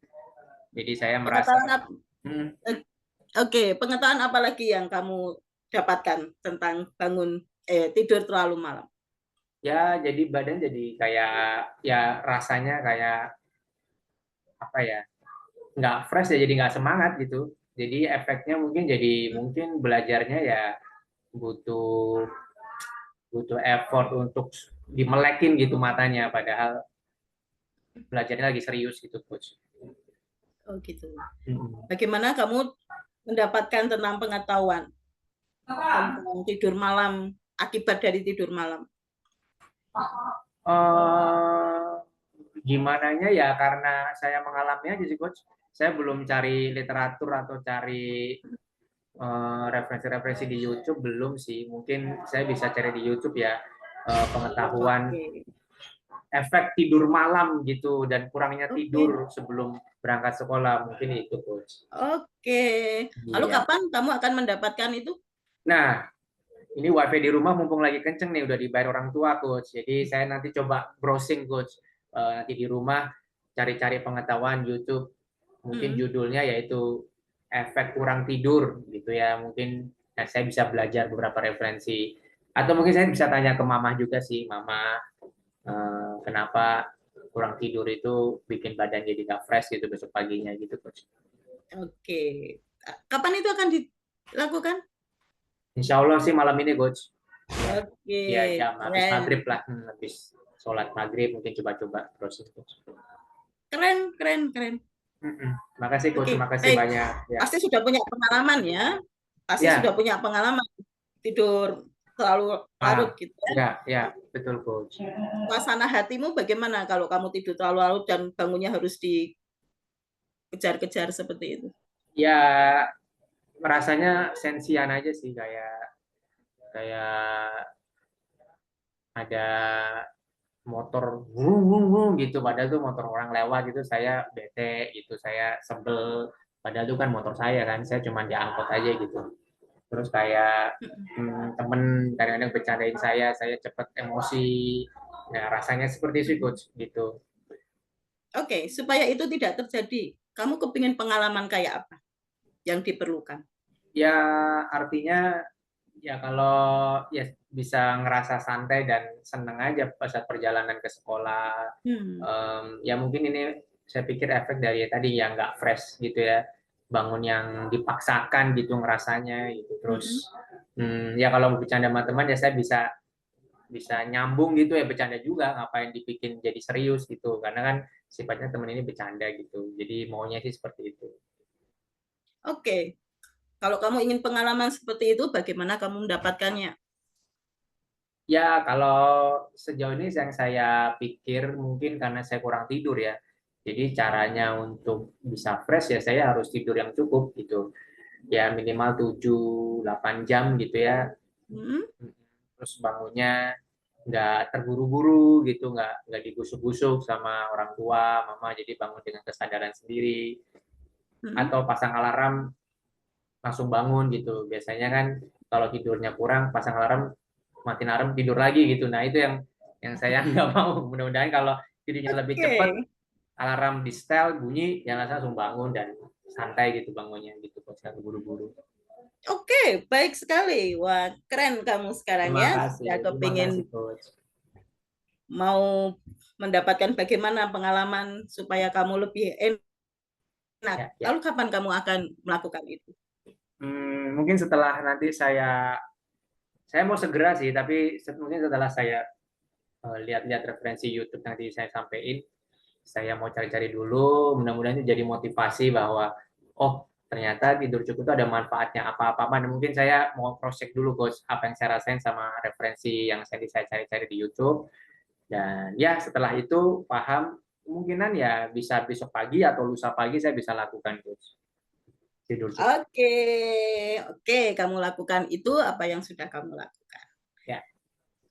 Oke, seperti itu Bapak Ibu, saya tidak melakukan semuanya karena nanti terlalu panjang, waktu kita sudah 19.44. Kita mulai tadi tepat waktu, jadi sesuai jadwal kita akan nanti berakhir pada pukul 20.00. Jadi seperti itu Bapak Ibu ya, kita mendukung apa yang dikatakan si klien atau si anak, supaya anak itu selalu berpikir begitu ya, tidak dari kita. Coach Q mengatakan apa yang dia pikirkan, oh saya akan pakai alarm, saya akan bangun pagi lebih enak. Dia akan mengatakan sendiri dari diri dianya sendiri, dari si anak sendiri. Begitu Bapak Ibu, mungkin ada waktu sekitar 10 menit untuk tanya jawab atau 5 menit. Ada yang mau Tanyakan.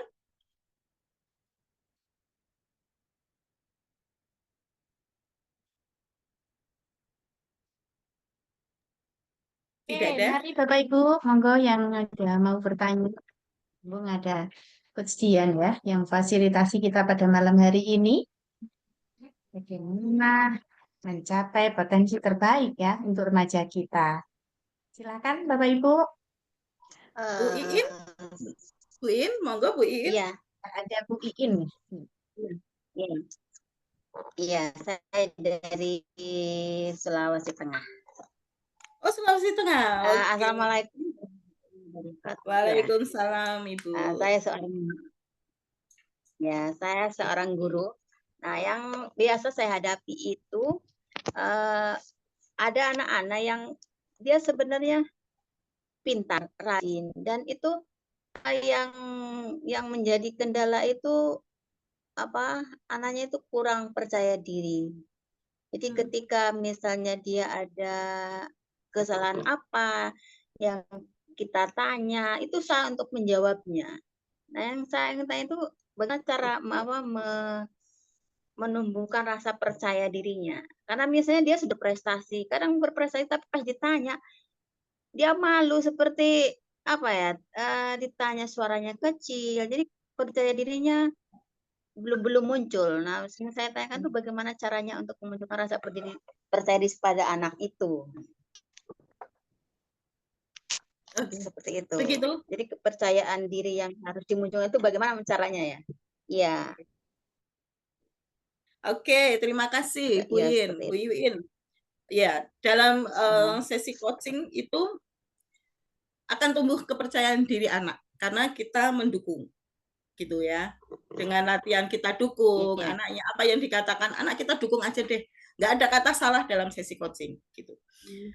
Dengan kebiasaan kita dukung, lalu kita dorong dengan pertanyaan, dia melemparkan segala apa yang dia pikirkan, kita dukung lagi. Itu akan menumbuhkan rasa kepercayaan diri anak. Yang pertama. Yang kedua, untuk bisa mendukung, mendengar, bertanya, itu kita butuh menyamakan prul dulu. Ya ini istilah prul ya. Kalau kita coach di MCI itu ada yang namanya istilah prul Bapak Ibu ya. Jadi sebelum kita mengadakan sesi coaching, pertanyaan, mendukung, dan itu kita harus samakan prul dulu. Pikir, ucap, laku. P, pikir, rasa, ucap, dan laku dari si klien. Kita samakan dulu gitu. Kita ngobrol-ngobrol santai dulu.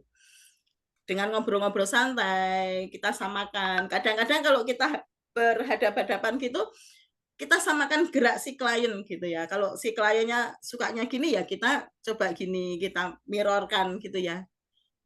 Nanti mereka bisa, oh kok rasanya sama seperti saya ya gitu. Atau dengan kata lain, saya tuh orangnya malesan. Saya itu ya dulu malesan loh. Nah, menyamakan prul gitu, tidak membedakan gitu. Kalau sudah membedakan, wah saya malesan. Kalau saya orangnya rajin. Asal ada gap gitu ya. Jadi Bapak Ibu samakan aja prul kita dengan anak. Apa yang dirasakan anak kita samakan aja dulu gitu. Supaya anak percaya dengan kita, bisa kita dukung, kita tanya, dan kita dengarkan dengan baik gitu. Jadi biasakan dengan coaching aja Bu, dengan dukung. Kita dukung, kita dengar, lalu kita tanya, rasa percaya diri anak pasti akan tumbuh. Cerita saja Bapak Ibu, saya itu guru matematika gitu, dan saya itu jarang menjelaskan pada anak. Tadinya susah.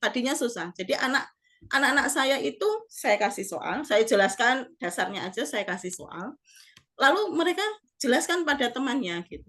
Tadinya ya susah, mereka ya mau jelaskan suaranya pelan-pelan gitu. Tapi karena ya kita dukung, ya terus bagaimana? Oh bagus itu, oke baik. Agak keras sedikit supaya saya dengar. Mereka percaya diri, gitu. Oh ya Bu, ya. Oh ya benar bagus itu ya. Walaupun akhirnya saya harus membenarkan bahwa itu adalah langkah yang salah, begitu. Tapi kita dukung aja, gitu. Kita dengarkan, kita dukung, kita kasih pertanyaan. Begitu Bu, saya kira dengan sesi coaching yang terus-menerus dukung, dengar, tanya itu rasa kepercayaan diri anak pasti akan tumbuh.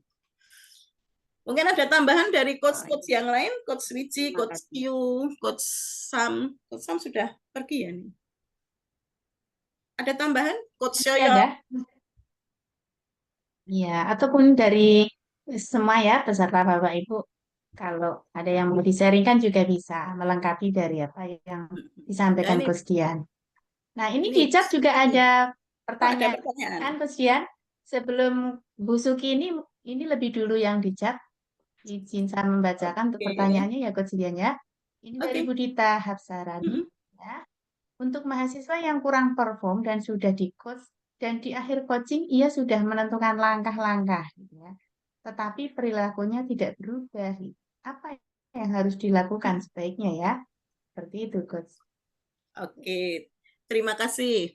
Untuk pendampingan, Budita, setelah kita buat langkah dan action plan, aksi nyatanya apa gitu, kita harus terus untuk apa ya, bukan pengawasan ya, tapi apa, kata yang tepat itu apa, kita pastikan bahwa itu dilakukan gitu.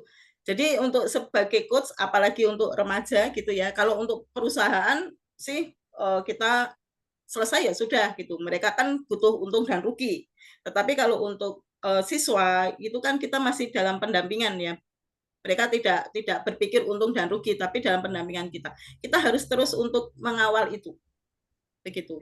Walaupun dengan tidak coaching, ya kita datangnya aja, kita datangi bagaimana kamu sudah sampai amanah. Sampai berapa kali, 5-6 kali begitu. Jadi tidak sekali coach selesai sudah punya langkah kan kamu jalankan, enggak bisa, kita nggak bisa langsung membalikan tangan anak langsung berubah gitu. Jadi harus ada sesi coaching biasanya, terus nanti dikasih jadwal lagi, yuk berarti kita nanti seminggu lagi ketemu ya, dipanggil lagi, kita coaching lagi bagaimana sampai mana, oh ini nggak terjadi, kenapa nggak terjadi, lalu solusimu apa, dari action plan, dari langkah-langkah yang dia buat.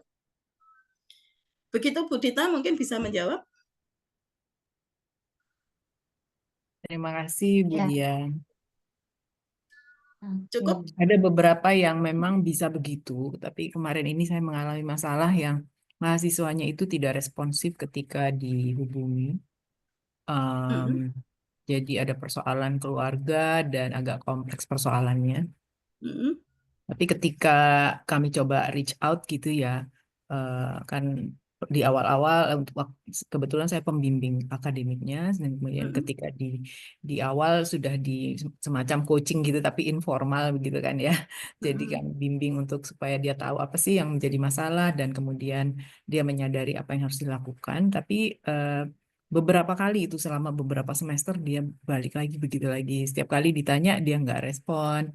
Nanti di akhir perkuliahan di akhir semester sudah jeblok nilainya semuanya gitu ya. Nanti di awal semester begitu lagi berulang gitu sampai akhirnya jadi DO gitu. Jadi cuma saya ini menyayangkan ya kalau bisa caranya gimana approach-nya supaya dia itu lebih terbuka gitu ya. Karena memang agak kompleks sih persoalannya. Saya juga sudah berusaha untuk ke orang tuanya gitu ya. Tapi dari orang tuanya juga tidak membantu ya, tidak memberikan dukungan. Nah, yang seperti itu tuh apakah gimana ya cara menolongnya kalau dengan yang coaching itu tadi? Saya pikir bisa ya. Tetapi memang ketika coaching ini kan harus ada timbal balik ya dari orang yang kita coachingnya itu ya. Kalau coachingnya memang nggak mau ditolong mungkin ya akhirnya dia tertolong juga ya. Oke. Tapi ya terima kasih itu tadi continuous monitoring gitu ya. Iya Bu, gini, mungkin kalau memang kita tidak bisa, mungkin kita kasih pertanyaan, apakah ada yang bisa membantu kamu, begitu.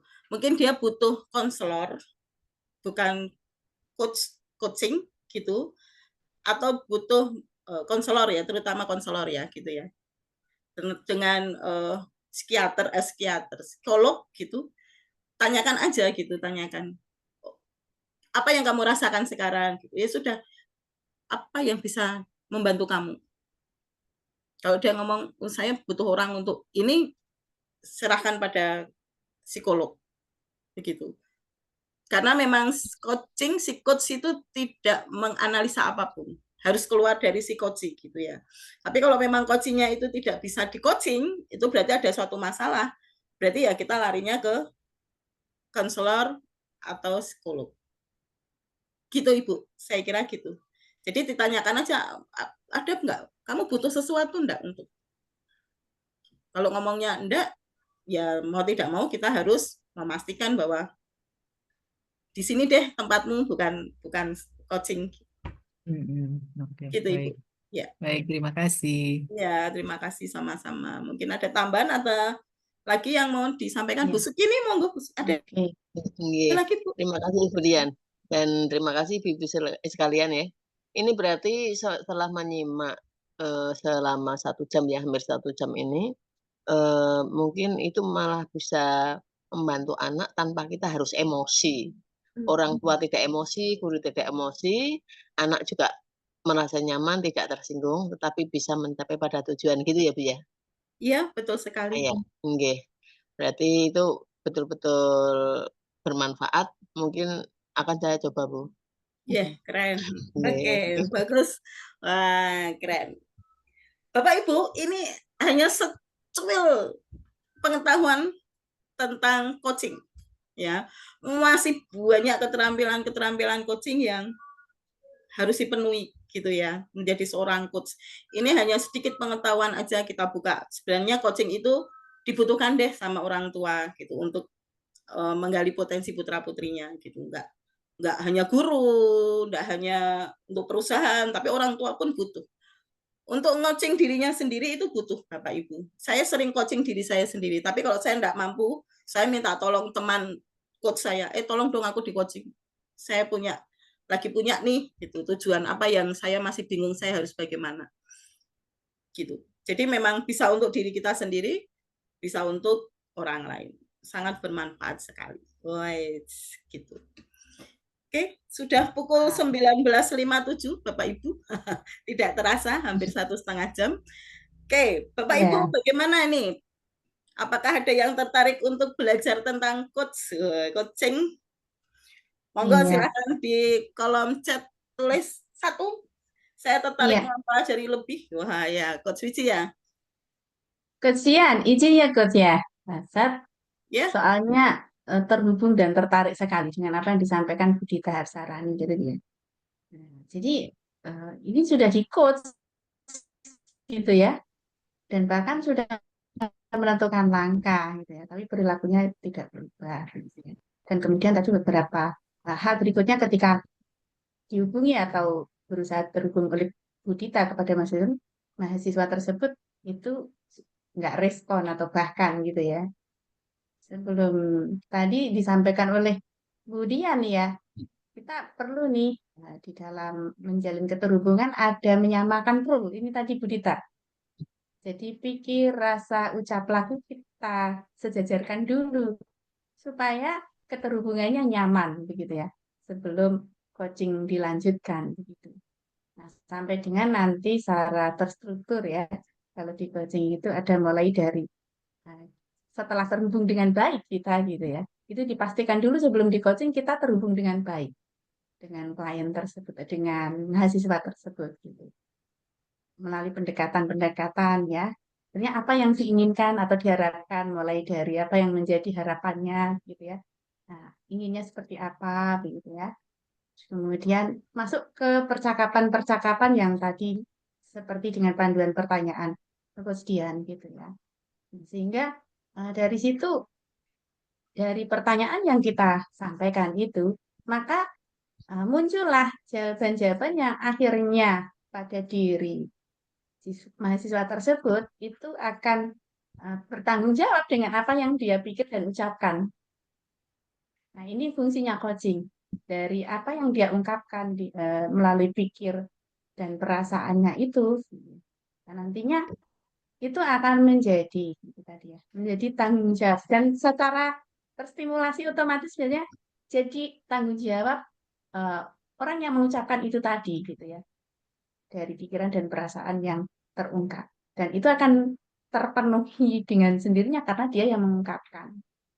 Itu sih beberapa hal yang Saya pernah alami, terutama dengan murid-murid saya gitu ya, Bu Dita. Saya menangani murid itu usia 4 sampai 6 tahun. Dan bahkan pertama kali dia tidak mengenal saya sama sekali begitu ya. Nah, ketika mau didekati itu pun anak tersebut kan pertama mempelajari kita dan saya pun mempelajari lebih jauh tentang itu. Sampai terhubung nyaman begitu ya.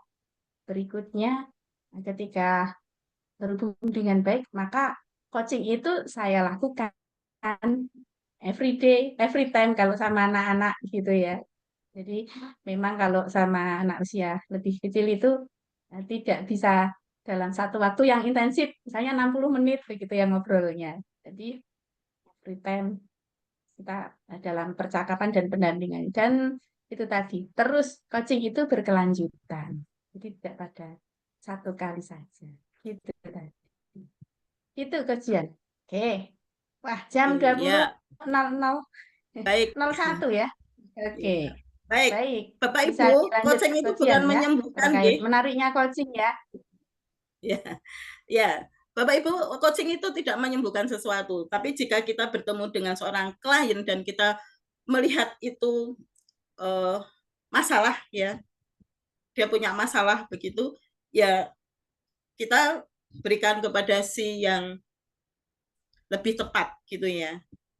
Tapi kalau memang oh ini bisa nih kita coaching nih, kita coba pelan-pelan berkali-kali kita coaching bisa ya kita lakukan. Tapi kalau dalam tanda petik itu penyakit atau masalah begitu ya kita serahkan pada yang sesuai gitu. Jadi coaching itu bukan sesuatu yang menyembuhkan penyakit. Saya kira seperti itu jawabannya. Jadi perlu dianalisa juga Bu Dita. Walaupun kita nggak boleh JPA ya, JPA, just asumsi dan prasangka. Tetapi kalau memang kita lihat itu masalah, ya kita berikan pada yang tepat. Begitu? Oke. Bu, sekali lagi siapa yang mau mendalami tentang coaching, silahkan Bapak Ibu ketik 1 pada kolom chat. Kalau enggak mau ya sudahlah saya gini aja. Kita akan bertemu setiap minggu nggih Bapak Ibu. Saya akan sedikit membuka satu sedikit lagi tentang coaching. Besok kita akan coba melihat tentang komunikasi dan tujuan. Besok lagi tentang metode apa di coaching begitu. Jadi kita akan setiap minggu akan ada materi-materi coaching yang akan saya sampaikan begitu. Oke, Mama Joshua 1. Oke, hanya 1. Si Coach Q enggak usah coaching. Coach Q sudah coach ya.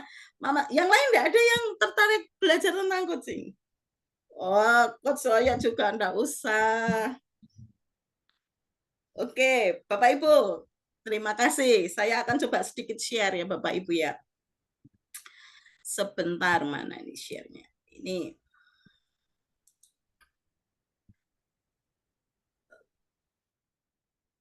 Oke.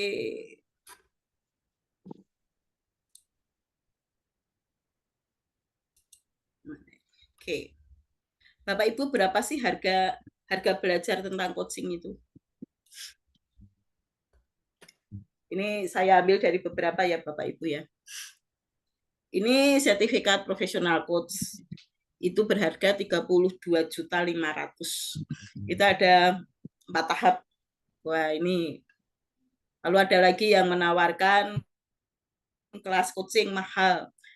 Harganya 10.500.000 per orang, Bapak Ibu. Di situ 3 kali pertemuan, 3 hari kelihatannya. Yang satunya itu 19.500.000. Ini yang beredar di luar. Ini 8 juta dengan 3 hari sesi coaching offline. Lalu yang ini 6.500.000, Bapak Ibu. Ini yang menawarkan training tentang coaching. Ini fundamental ya, ini fundamental. Fundamental itu berarti belum profesional ya. Dia sebagai coach fundamental. Oke. Nah, sekarang saya kenalkan ini MCI Bapak Ibu. MCI itu asosiasi yang berkecimpung menawarkan pelatihan. Ya, di sini. Ini saya MCI langsung aja. Kami sudah 9 tahun MCI-nya. Sudah ada 100 tim coach profesional. Saya, Coach Vici, Coach Q, itu sudah coach profesional. Lalu ada 50.000 peserta hadir dalam sesi coaching ya di coach MCI. Ini tidak usah, ini manfaatnya juga tidak usah tadi. Nah, Bapak Ibu, untuk di Semarang kami sudah mengadakan 1 kali pertemuan ICT tatap muka 1 hari. Pelaksanaannya 1 hari tatap muka full dari jam 8 sampai jam 5 sore. Oke, lalu dilanjutkan online 4 kali mentoring ya, 4 kali mentoring, dan Bapak Ibu harus melakukan 12 kali sesi coaching. Jadi memang Bapak Ibu dilatih untuk melakukan coaching. Dengan sering melakukan coaching, jam terbang kita semakin banyak, semakin luas. Pertanyaan-pertanyaan kita akan semakin mengena. Nah, ini namanya program ICT dari MCI. Gitu. Yang kemarin batch 1 kita sudah tanggal 26 April 2025. Sekarang kita akan membuka lagi batch yang kedua ini. Besok tanggal 21 Juni, masih lama, 1 bulan lagi. Oke, tempatnya belum ada.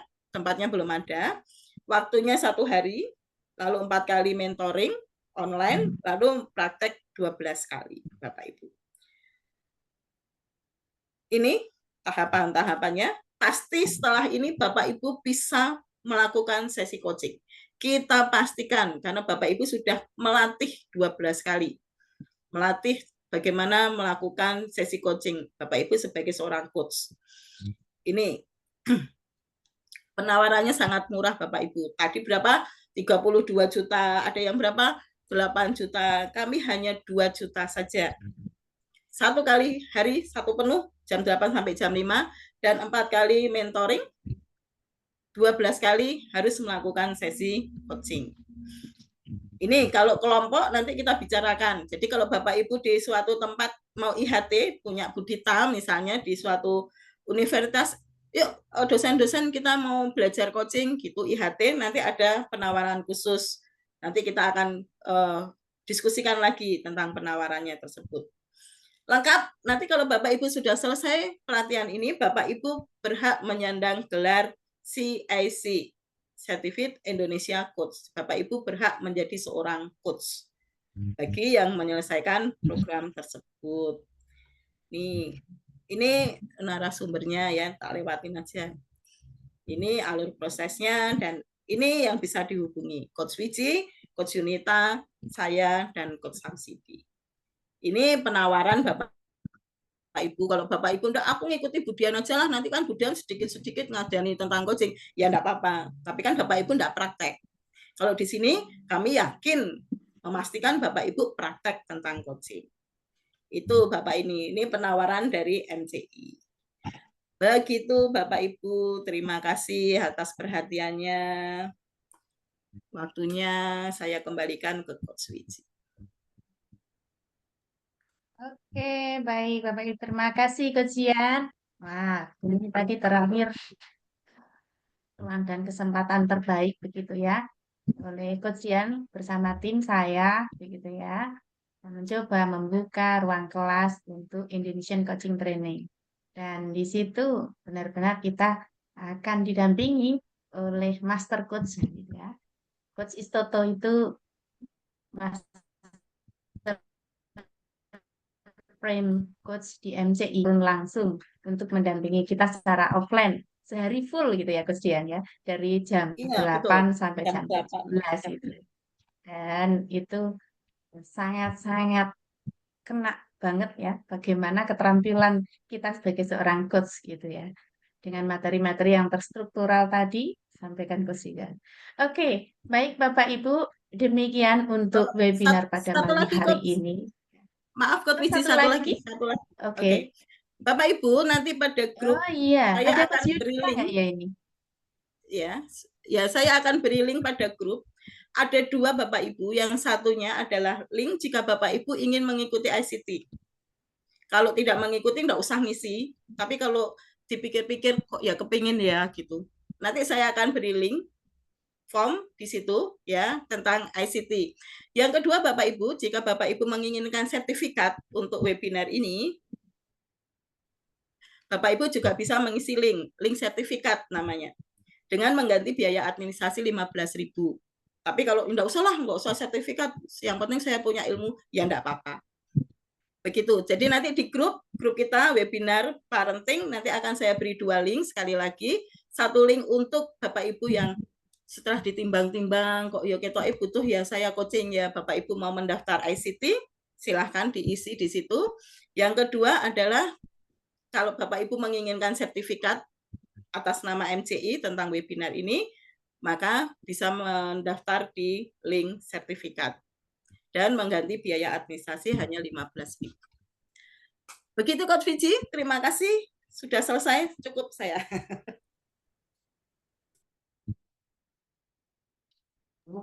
Oke, baik. Terima kasih, Coach Yan. Oke, satu lagi ya, Coach ya. Sebenarnya hari ini yang dibawa Coach Yunita, ini buku coaching ya, Coach ya. Nah, ada di dekat Budian mungkin buku coachingnya. Ya. Oke, jadi buat Bapak Ibu yang mungkin suka membaca begitu ya, bahkan di MCI ini dengan fasilitas mudah pula begitu ya. Nah, selain dengan ICT yang dengan harga sangat terjangkau, ada pula buku coaching. Ya, dengan membaca buku ini ya akan coba bisa dipraktekkan. Di sana pun ada pertanyaan-pertanyaan yang lengkap begitu ya. Bagaimana coaching itu bisa dilakukan secara utuh. Tadi yang didemonstrasikan Coach Dian itu baru sepenggal begitu ya, belum utuh. Kalau utuh itu 45 sampai 90 menit itu secara keseluruhan pertanyaan untuk membangun ya, tadi ya, membangun aktualisasi seorang anak itu tadi seperti apa itu dengan coaching gitu ya. Nah, melalui buku yang sangat-sangat mudah untuk dibawa ya. Sangat mudah karena itu bentuk ukurannya itu ya ukurannya bisa terlihatkan Gustian ya, bahkan di muka masih terlihat wajah Gustian gitu ya. Simpel dibawa kemana-mana dan enteng juga, bisa dibaca dimanapun, misalnya saat lagi free time di tempat kerja atau dimanapun itu bisa kita buka-buka. Saya pun demikian ya, karena kalau satu kali duduk itu kan kadang nggak selesai gitu ya bacanya. Oke, itu dengan harga spesial untuk Bapak Ibu yang hadir pada webinar ini, khusus yang hadir pada webinar ini. Dengan harga berapa, Coach Dian? 120. Nah, jika di luar ini itu 150 ya, Coach Dian ya. Nah, ini karena dari tim ya, dari tim webinar ini ya, karena tidak sayang saya mengambil sama ya, tidak ambil bagian ya, Bapak dia. Karena sayang, maka dengan harga sayang itu ya, dengan 120 itu bisa terhubung juga. Nanti mungkin bisa ditambahkan di link ya, Coach ya. Yang berkehendak ingin beli buku coaching. Oke. Begitu Bapak Ibu. Jadi terima kasih sekali lagi untuk keikutsertaannya, partisipasinya, dan sharing-sharingnya pula di malam hari ini. Sehingga materinya lebih lengkap dan suasananya sangat interaktif ya. Dan ini akan hadir setiap minggu ya bersama Coach Dian. Wah, luar biasa. Oke, baik Bapak Ibu. Dan itu tadi apa yang disampaikan Coach Dian. Jika ingin bergabung bersama kami, keluarga MCI, bisa mendaftar di ICT ataupun terus mengikuti dari pergerakan kami ya untuk menyebarluaskan coaching gitu ya. Baik di rumah pun bisa ada ya yang dilakukan tanya, di Coach. sekolah dan di mana pun. Coach Oke, Vici ada yang tanya tanya nih, dulu maaf. untuk yang di luar Semarang bagaimana? Oh, iya. Nanti akan difasilitasi juga Daerah mana untuk itu? Daerah ICT mana? ya, yang dimaksud ya. Bisa. Jadi ini tidak hanya khusus yang ada di Kota Semarang saja ya, ICT-nya ya. Di luar Kota Semarang pun bisa.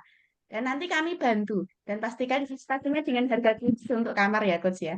Kamar hotelnya. Biasanya dengan panitia akan terhubung harga terbaik begitu ya. Untuk kegiatan penyelenggaraan kami. Dan kebetulan ketika di penyelenggaraan seperti di Gracia kemarin kita sudah berlangganan gitu ya.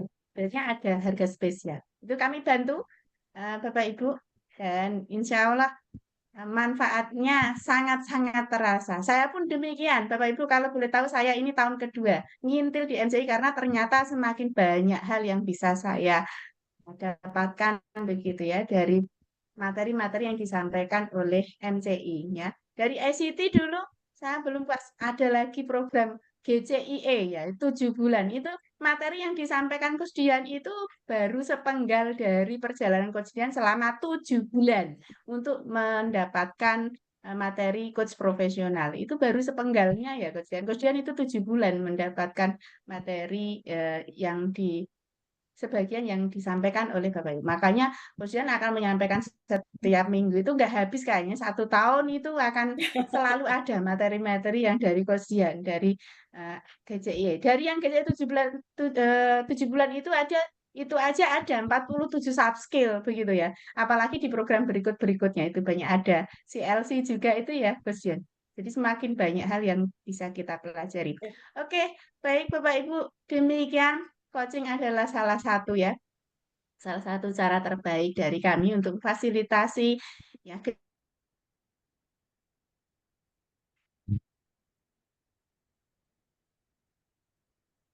generasi kita menuju Indonesia Emas ya 2004 Ibu ada webinar malam hari ini. Dan kami dari tim sekali lagi mengucapkan terima kasih.